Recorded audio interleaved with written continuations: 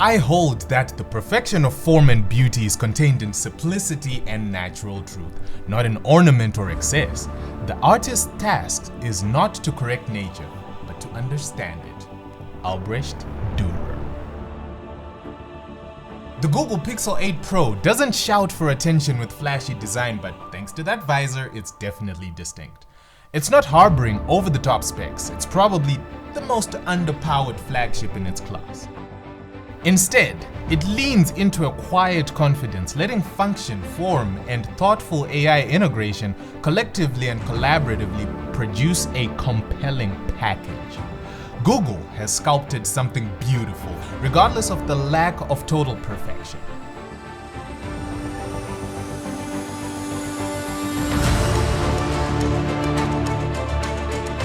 You know what? Google has come a long way with this one. It's been a pretty solid phone to use and takes good care of the fundamentals, which is just being a reliable day-to-day workhorse. It won't be the fastest. It's fast enough. It's not going to be the most glamorous, though I must say, this blue color, it's gorgeous in person. Jeez. I think where it made a lot of sense for me was just how much phone I was getting for the price. I got this one refurbished for $450, which is a bargain price for a flagship phone of its class. Here are a few of my positives in the month that I've had it. So right off the bat, it's got an amazing display. It's got Google's first gen Super Actua panel, which just means it gets extremely bright in sunny conditions. It makes life so much easier when you use the phone outdoors. You genuinely forget the life of using one hand to cast a shadow on the screen. It makes filming stuff outdoors a lot easier too, but more on the camera later. Minor tangent. I like how they added a screen protector feature. Essentially, it improves the touch sensitivity of the display if you add a screen protector onto your phone, and it genuinely makes a difference. If you apply a screen protector, you need to turn this on. Alright, it's also got awesome colors thanks to HDR10 support and very lovely sharpness from its high resolution, and it's the first phone I have owned that actually has 120Hz refresh rate panel. What I loved more about the super smooth refresh rate was that it was more present than on the Pixel 6. Not sure if it was overheating or aggressive battery management, but the Pixel 6 spent a lot more time in 60Hz than it did in 90, which is not the case on the Pixel 8 Pro. In the month that I've used it, smooth 24/7.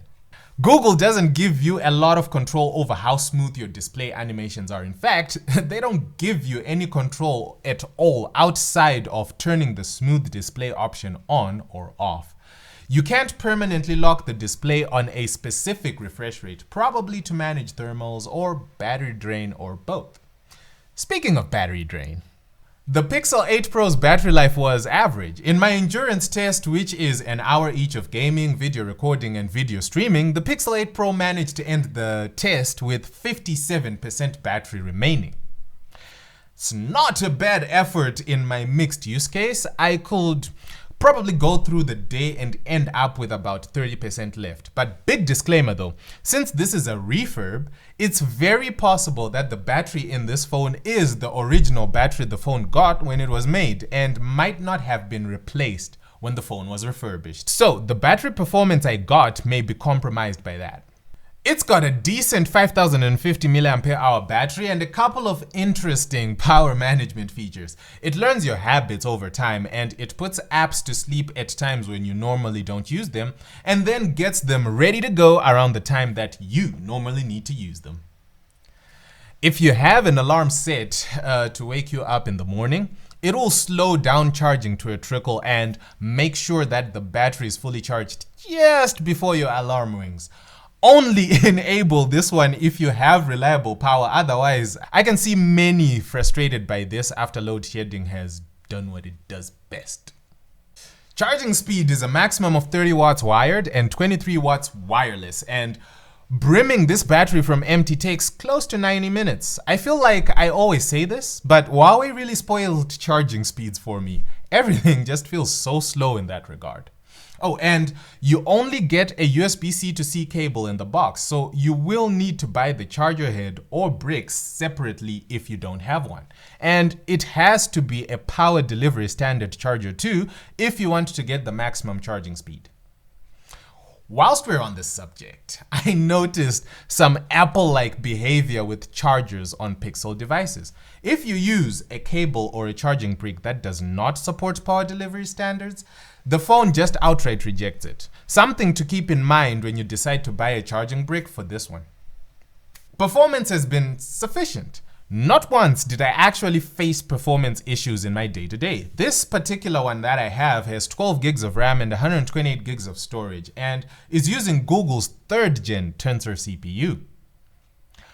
Honestly, when it comes to overheating, it's a huge improvement from the Pixel 6. It shows in how much longer the screen stays bright in sunny conditions before it dims. And in me being able to film this whole video without the frame rate dropping or the phone overheating. That said, it still gets warm a bit quicker than other devices in its class, which is something you'll feel when running graphic-intensive apps like gaming, videos, and photos. Ah yes, videos and photos. Let's talk about it. Google has made a reputation for itself when it comes to taking brilliant photos, and I can attest to that, it's got skills. The colors are rich and vibrant with a wide color gamut that eliminates the color gradient contours in shots like those of like a clear sky during sunrise or sunset. Noise is kept very low, and even in the shadows, there is very pleasing clarity on the Pixel 8 Pro. You get Pro camera modes for photos, a feature that made its debut on this device. For my smartphone photography enthusiasts, this allows you more control over your camera and how creative you can be with your shots, including a couple of my most favorite features like manual focus, shutter speed, and ISO. Photos like these were all but a dream with the Pixel 6, especially when the subject in the photo occupied a very small area of the overall frame. The autofocus just was not up for the job, but with manual focus on the Pixel 8 Pro, things have been very different in all the best ways. Google has also Night Sight, which does a pretty decent job with night shots. It definitely brightens things up, but also does so without introducing too much noise or over-processing of the images. Details are still pin sharp, and even the colors are well represented. When you add a tripod to the mix, you unlock access to even longer exposure for your night shots. Tripod shots are a lot better than handheld ones. They are pristine, noise-free, and have an extreme level of detail. Okay, so now we're getting a little bit more technical, but bear with me. If you like night photography, then you're definitely best friends with long exposure and ISO. Whilst the Pixel 8 Pro can give you manual control of your ISO, it doesn't have an option to manually adjust the length of exposure. From an ease of use perspective, this makes sense. It will produce a lovely result with Night Sight on a tripod. However, what it deems a good long exposure image might not fulfill the creative criteria a photographer might have. That said, Pro camera controls on the Pixel 8 Pro were a very exciting feature for me to see. Love it. It's such a shame that the video camera didn't get the Pro controls. Yep, it's still stuck on autofocus with tap to focus. Videos are a similar affair with photos when it comes to colors, vibrance, and detail. They are very gorgeous looking videos. If you need some extra pop, the camera can shoot HDR10 videos, but these are restricted to 24 or 30 frames per second regardless of the resolution you pick. Good looking as they are, videos tend to suffer a bit from noise, especially in the shadows or in low light. I did compare it with the Pixel 6 Pro, and my gosh, it's a crazy improvement. There is a video boost feature that can improve your video quality a ton. The only catch is it has to upload your video to Google servers for processing and then save it in your Google Drive.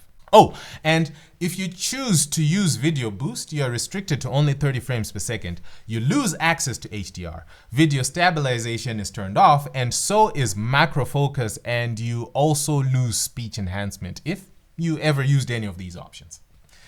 I'll let you in on a little secret. Every single video on this channel is filmed with a smartphone, and That smartphone has been a Google Pixel of some kind. One of the most annoying things when shooting B-roll has been relying on autofocus in my shots.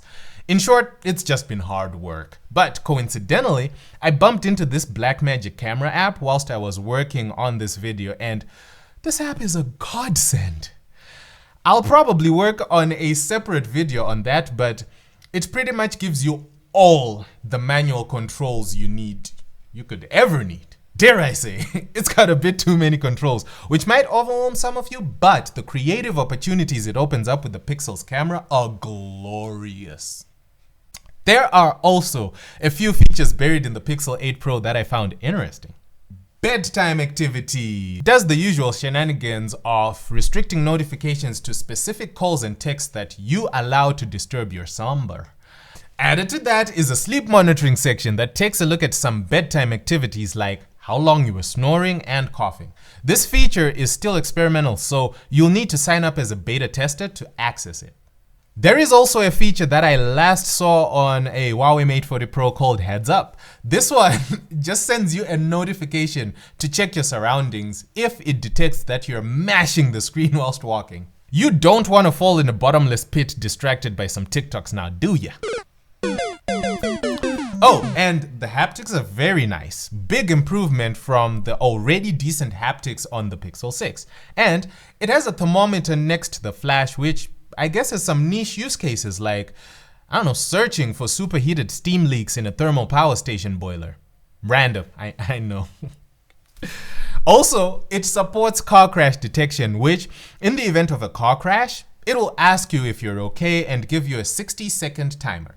If you're not okay, or if the timer runs out, it'll automatically call emergency services. Unfortunately, this feature is not available in Zimbabwe, which brings me to a couple of things with the Pixel 8 Pro that I was not too happy with. This is really a trend with American products where they restrict access to certain features simply because they feel the need to control the user's experience. 5G is disabled by Google on all their Pixel devices in Zimbabwe, despite there being 5G in the country. Just like Apple, they need a service provider to reach out to them and run tests on their network before they can whitelist the service provider. But with how tiny Google's market share is, most service providers won't even bother with it. So if your Pixel is not connecting to 5G in Zimbabwe, it's not Econet, it's Google. I had a really hard time setting up an eSIM on the Pixel 8 Pro, something that I didn't experience on the Pixel 6, and the boys and girls at Econet all singled out Google Pixels as being the only problematic phone brand to get an eSIM set up. Also, big shout out to the customer service team at Econet's Avondale branch in Harare. That's how you do customer service, boys and girls. They genuinely did everything humanly possible to get my eSIM working on the Pixel 8 Pro. Very good job. When I got the Pixel 6, it was a question that I asked myself of what phone would be worthy of filling the hole that Huawei left. It's been a different experience that is neither better nor worse, but one that I have enjoyed a lot more than I'd wanted to admit. And the Pixel 8 Pro just added more to that enjoyable experience. It has a lovely display that is sharp, vibrant, and buttery smooth. Not forgetting how impressively bright it gets, making viewing stuff outdoors a complete joy. That's a solid 4.5 stars. Battery life is fair with moderate use and can last about a day before needing a charge. However, the charging speed here still feels way too slow compared to what I experienced with Huawei, earning it 3.5 stars. Performance has been very sufficient. It's not going to top any benchmarks, but it's been enough to keep this Pixel 8 Pro reliable in performing any task that I threw at it. The overheating issue is still there, though not as extreme as it was on the Pixel 6, and good for 3.5 stars. Cameras are phenomenal and a lot more useful, at least for the photography side of things with the addition of pro camera controls. Videos have some improvement, especially in low light scenarios, so 4.5 stars there. Features are plenty with a heap of them powered by AI, from the battery management to the camera to the calls. Some might be too close to gimmicks like the thermometer, but others offer a sense of security, like the promise of 7 years of Android updates Google announced on the Pixel 8 Pro. This is up to Android 21, 4.5 stars. Where it gains a lot of ground is value. Brand new, the Pixel 8 Pro is going for around $850 in Zimbabwe, but they are depreciating at a rapid pace. I got this one refurbished for $450, which might be half the price of a used iPhone 15 Pro Max or Galaxy S24 Ultra, which are both its direct competition. This makes it a huge bargain and very good value for money. 4.5 stars. No one feature of the Google Pixel 8 Pro stands out as best in class, but collectively, it is a well-rounded package. It's definitely a budget-friendly flagship worth checking out as an alternative to offerings from Apple and Samsung. Thank you so much for watching, and I can't wait to see you again soon.